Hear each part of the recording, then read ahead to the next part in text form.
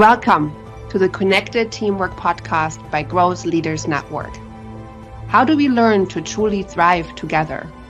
How do we stay connected to our authentic selves, each other, and our purpose as a team, especially when challenged?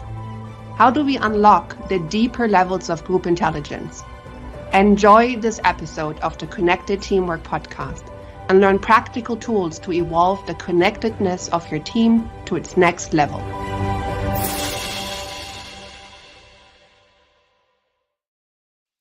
Hi, and welcome to the Connected Teamwork Podcast, episode 56. I'm your host, Hilke Faber, and today I'm here with Evren Oskaya. He is the CEO and founder of two companies, SCWAI and Supply Chain Wizard. Evren, how are you today?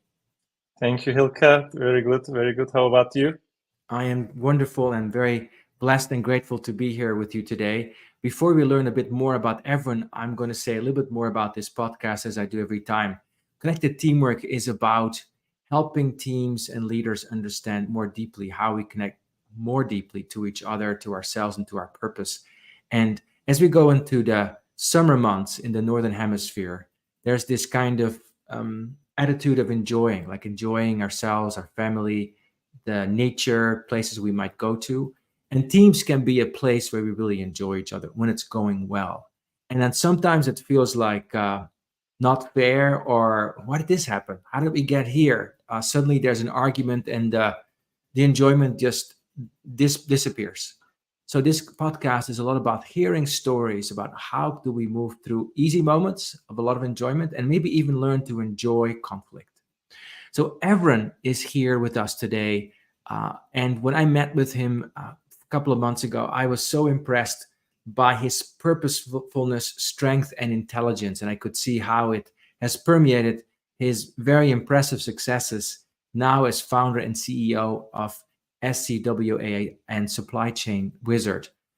He's the CEO and founder there. He's an operations and strategy executive entrepreneur with a deep experience in research, design, and implementation of supply chain strategies and transformation initiatives across multiple industries, primarily focused on the pharmaceutical industry. He does many high-impact projects. He's done those for years while building and coaching talented teams for sustainable results. His operation is global, both in the US, in Europe, and Turkey, and maybe also other places. And I'm so looking forward to our conversation. So Evren, welcome. First question to you. What have you learned about building connectedness for yourself and for your teams in your life and leadership?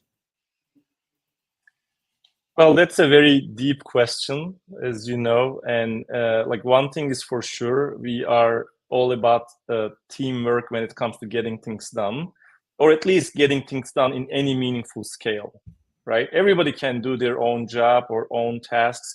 But there's a limit, right? Everybody is limited to the same 24 hours a day. You can, if you're just, and I was giving this as an example in an earlier discussion with like senior leaders, like you can be a soldier, right? And as a soldier, you have like tasks in front of you, and the maximum amount of throughput you can produce as an individual contributor is just the 24 hours, right? Even if you don't sleep, right? Some of us try sleeping less to do more, which is not sustainable.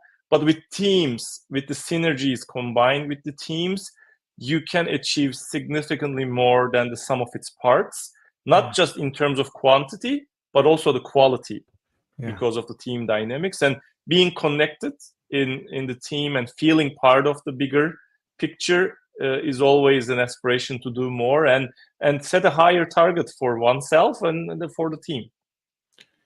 Fantastic. So together we achieve a lot more. So tell us a little bit about yourself, Evren, how you learned about connectedness. Maybe tell us a little bit about your life and career and what you've been learning through the years about staying connected to what's most important to you and helping to build connected teams. Yeah. So for me, like maybe from the very early days, my career have been shaped around the topic supply chain. When I first heard the term supply chain, in college, I was in Turkey, in Bilkent University. I wanted to be a supply chain professional. I wanted to take that job for a company like because it sounded global, right? If you're a supply chain manager, it means you're part of a global team. You can visit the world, see, and you see my world map behind me, which I'm a big fan of traveling as well. And then everything that I did about like self-improvement to get to my next step. Like I finished undergrad, got accepted to a grad school in the US, came to Georgia Tech for master's and PhD. And as a PhD student, you're just on your own, right? Primarily working on your own thesis. Not until later in the PhD years where I started working in bigger teams. I started working with Intel Corporation as part of supply chain modeling team. Later, when I graduated, I started working for McKinsey in the operations practice as, again, part of the teams. Then I started appreciating the amount of work, the quality and quantity of the work we can do as a team is significantly more than what I was used to achieving by myself. So in the early days, you put the supply chain context on top of it, in supply chain, nothing is achieved by yourself or even a single department. Everything is connected. And what I appreciated most in terms of like that connectedness aspect is the more connected you are, the more end-to-end big picture you can think, because not one person or one team or even one department can cover every aspect of a system, which basically points towards that system thinking, end-to-end system thinking, which no one person can individually achieve. Yes. So supply chain starting in college was like a challenge to basically help everyone become global, and then also at the same time expanded your mind because now you have to work with people across different disciplines, across different geographies to create this supply chain that actually works. So you make it all sound very easy, Everett. So tell us about maybe an experience you've had with connectedness or being deeply connected to your team members, maybe as a CEO, as a founder, that may be a little less easy, especially when you're in it, because we're all in these experiences. Like sometimes I wish I could just do things by myself. And then I'm reminded, like, oh, maybe not. So tell us about that. Yeah. So, there are two companies, as you mentioned, that I'm leading. One is the consulting company, original company named Supply Chain Wizard. And the other one, which we recently launched 2 years ago, a little less than 2 years ago, called STWAI, which is a software company. We actually make software for factories to digitize the factory operations. So in a consulting company, at a consulting capacity, when I started, I was by myself. I was the one and only consultant. I was the CEO. I was the head accountant cutting invoices. I was the project manager. I was the business development executive, everything combined in one, which was okay for the first few months. Then we start growing, added more team members, but still consulting service model is more like either individual or as a team, but small team. The product company, however, as we were building the product company, I got to realize that like if you're building a product, you really need a lot of different teams working together. It's a much more complex endeavor and a longer term endeavor. And doing that will take not only time, but a lot of collaboration, a lot of mutual understanding, a lot of conflicts along the way, right? So for the things that I would say, well, I'm the CEO and the decision maker, I want it this way, right? May not always come to life that way because you have constraints that you don't even know about that is part of a specific team member or a team's reality. So tell us about an example of a conflict that you've had as CEO with your team, what you've been learning through it. One really pivotal example, I would say, is this is about 2019, where we are way stretched thin because we have been developing software products, left and right. Like there's a new opportunity every few months. A client wants to manage their suppliers. We build a supplier portal, supply chain portal. Another client wants to do a better project management. We create a digital project management tool. This client wants to measure the efficiency of their production line. We create a production line performance tool. This and that. And maybe like with prior discussions, you might have realized that, on a scale of 0 to 100, I'm 100% optimist. I see an opportunity in every problem and every client discussion, every change. every pain point, it is a business idea for me.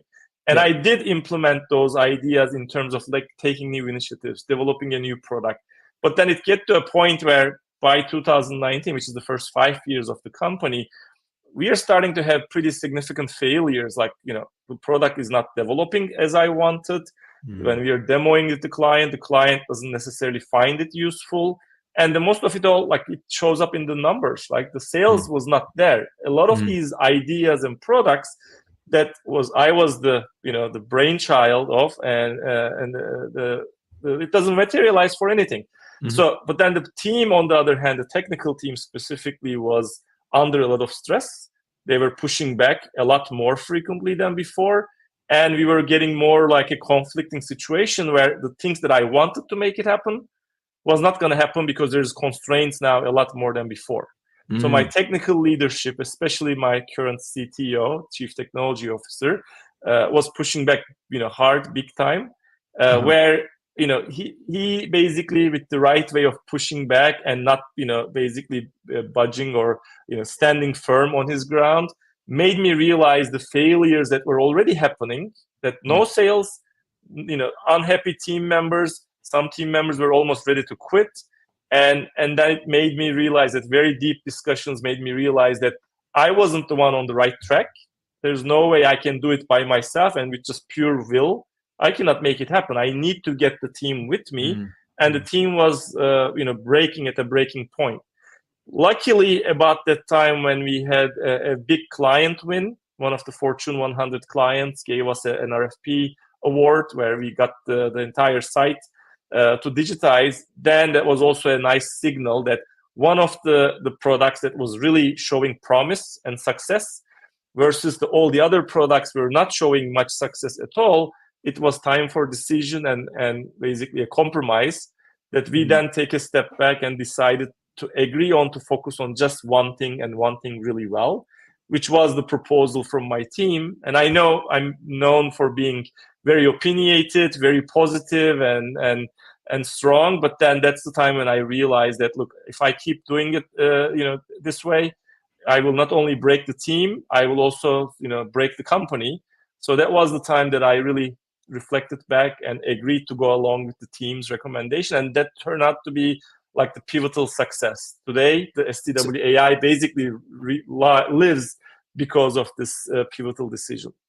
Beautiful. So I love what you said on a scale from 0 to 100. I'm 100 an optimist. And also that you came to this realization like, if I keep doing this, I'm going to break the company. Okay. So describe to me a little bit more about what was your process in that, because your CTO pushed back. Now, my guess is you probably didn't push back only once. It probably was a few conversations or something. So tell us about the process and how you started to metabolize within Evron that pushback. What was your process? Well, of course, it doesn't happen overnight with one call and one meeting, right? And we are a distributed team. We have now 75 team members around the world. Back in the day, at least 50, I would say.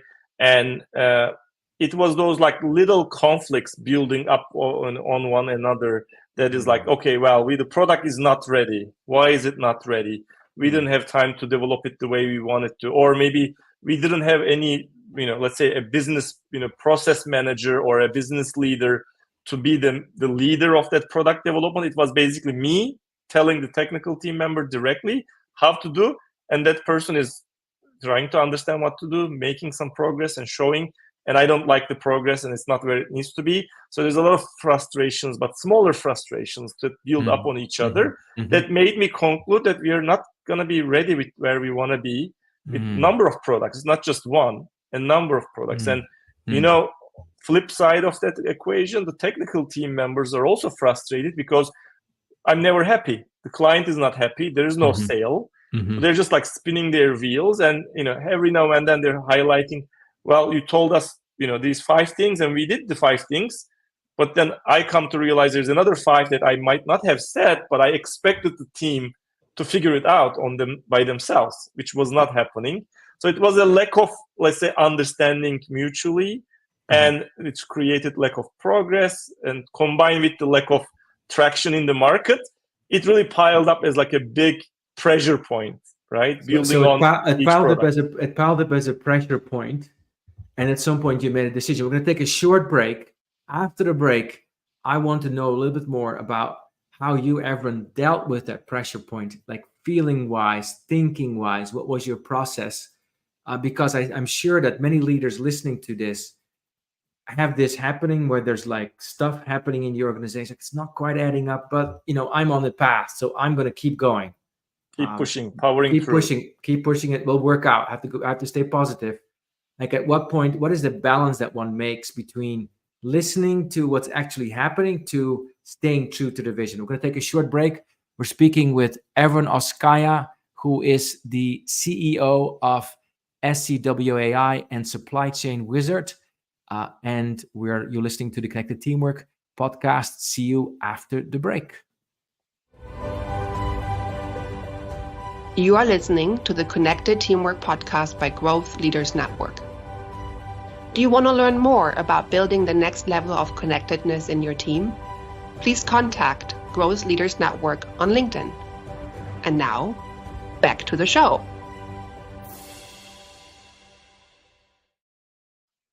So my name is Hilke Faber. We're speaking with Evren Oskaya about listening to the signals so that we actually make wise decisions. I love there's a little expression, listen to the whispers so you don't have to hear the screams. That is a Cherokee saying. So say a bit more, Evren, about how you metabolize these signals. How do you go from, well, let's stay true to the vision to maybe I should listen? Yeah. So there's actually, in a company, and if you are the CEO of a company, there's never a day that goes by that you haven't heard good news and bad news all in the same 24 hours, right? There's always things that are going great or well. There's sometimes things are not going that great and well, and you need to step in. And as CEO, you typically focus on the negative ones, right? If the good things are going well, then fine. Like you just be happy for it for a 2-second window, and then your happiness basically just in the past, and you focus on the problems. And then, but then at this particular point, remember that like both Supply Chain Wizard, the consulting, and SCWAI, back then it wasn't even named as a company, it was a division, software division.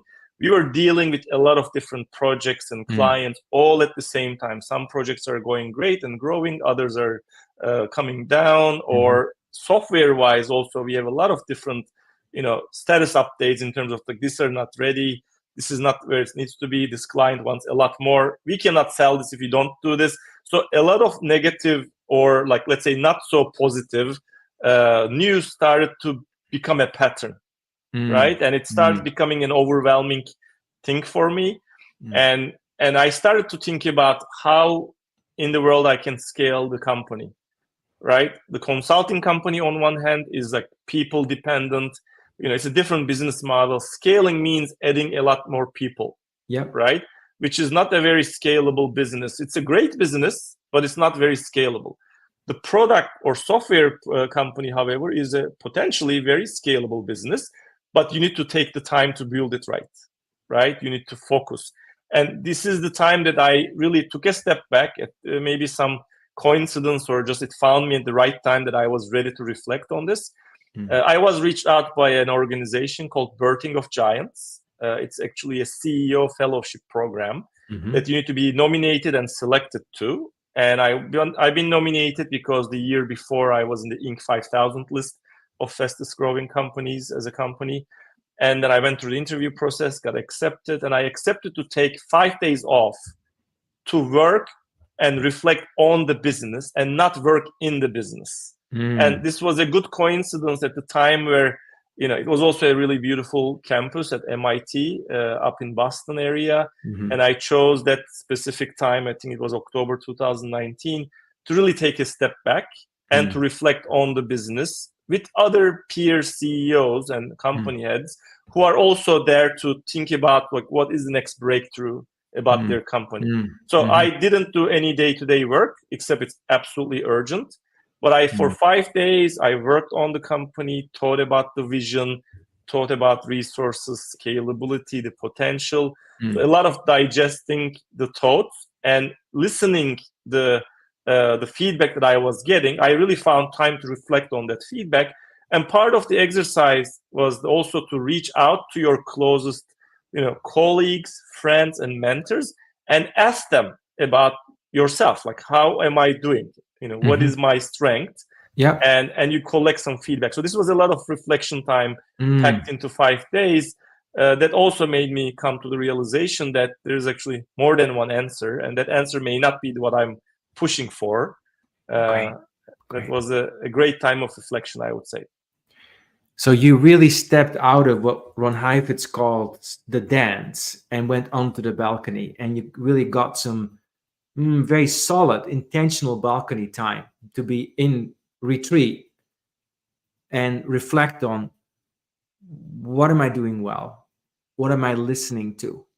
So I think this listening is a very important aspect of being a connected leader. So how do you make sure as a CEO, and you have so much going on, you go between time zones. I know your travel schedule this week a little bit, this goes all the way from where you're now in New Jersey, I think, to Montreal and Turkey and maybe other places. Yeah. So how do you make sure you stay open and listen, as opposed to get totally taken by your schedule and activity?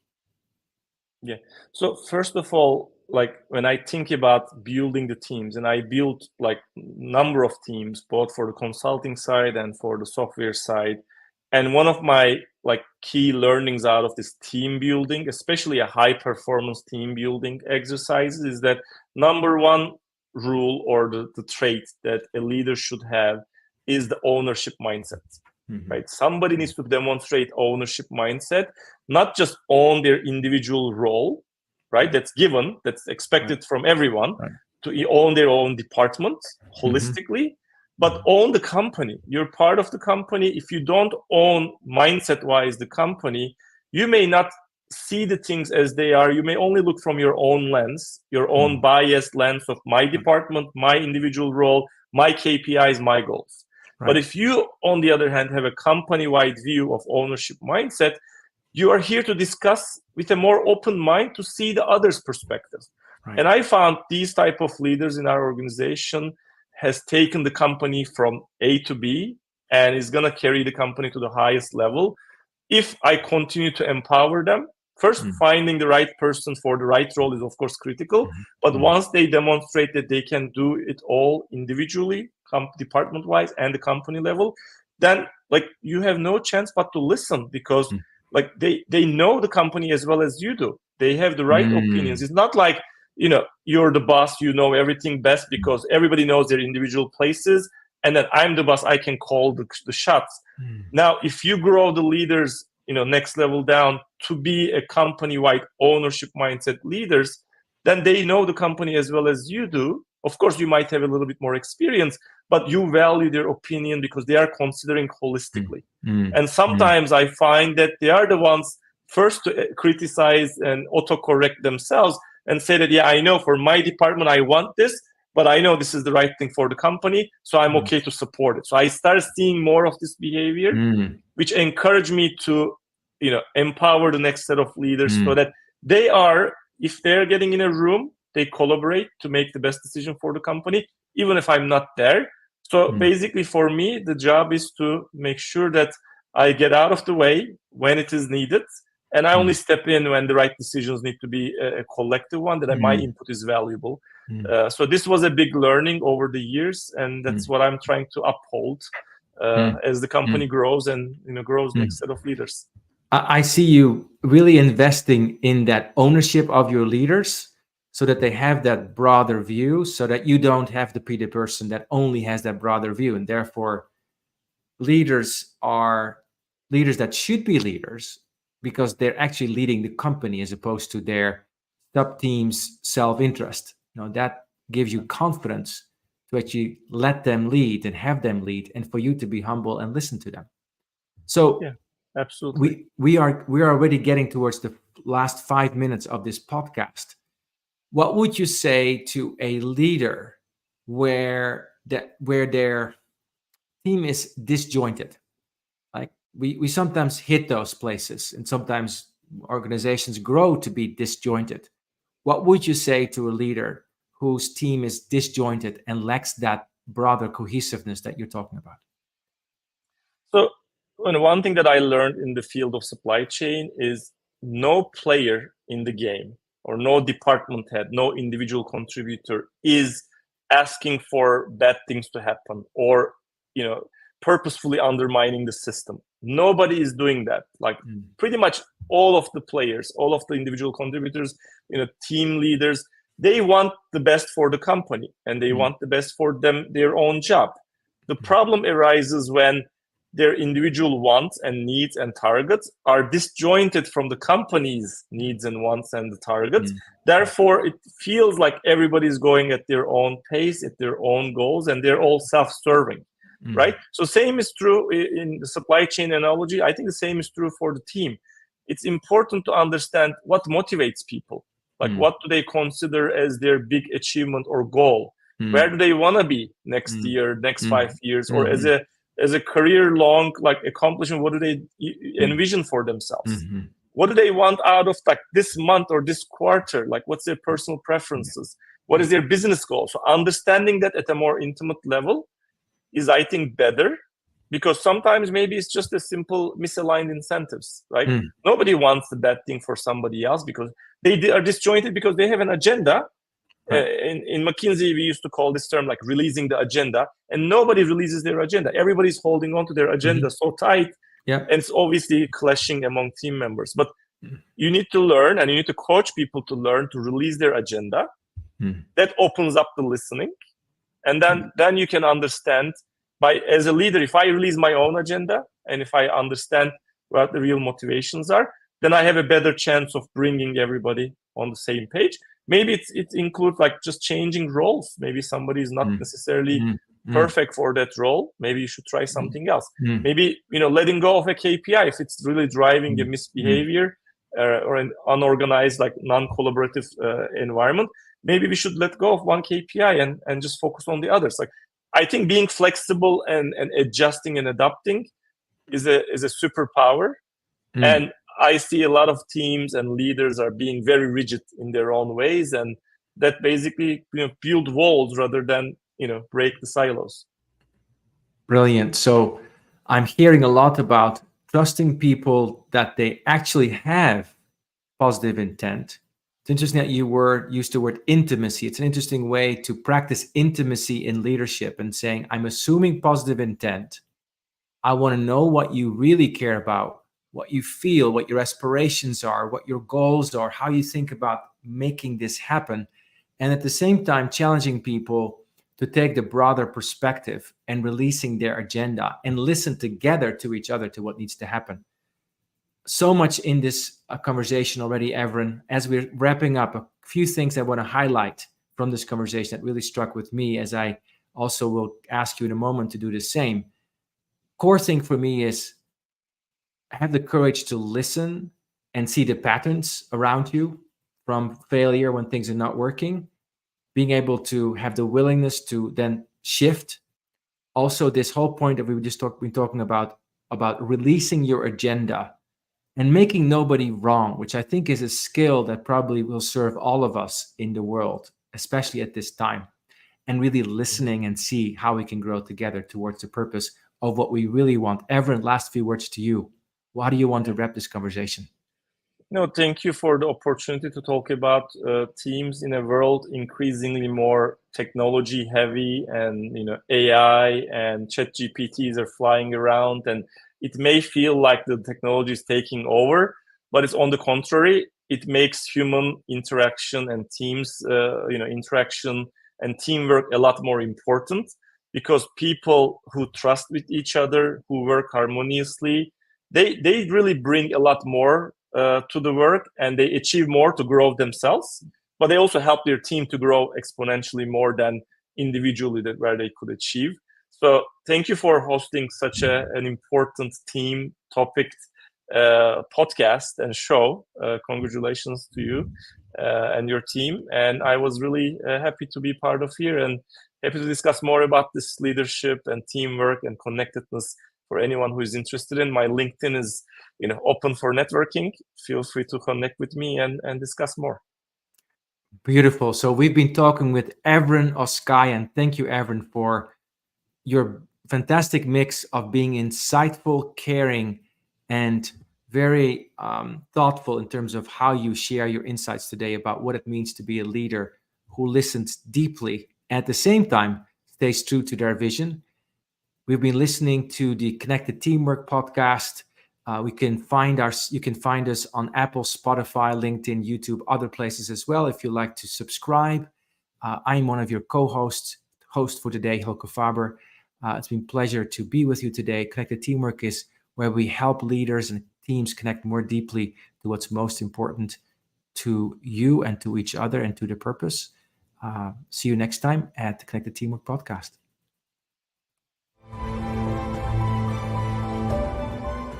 Thank you for listening to the Connected Teamwork podcast by Growth Leaders Network. Take a moment to reflect on what you learned today that can help build your team. Also, if you like, think about one of your team members and what you appreciate about them. Let them know. Enjoy connecting more deeply to what is great about them. And see you next time at the Connected Teamwork podcast.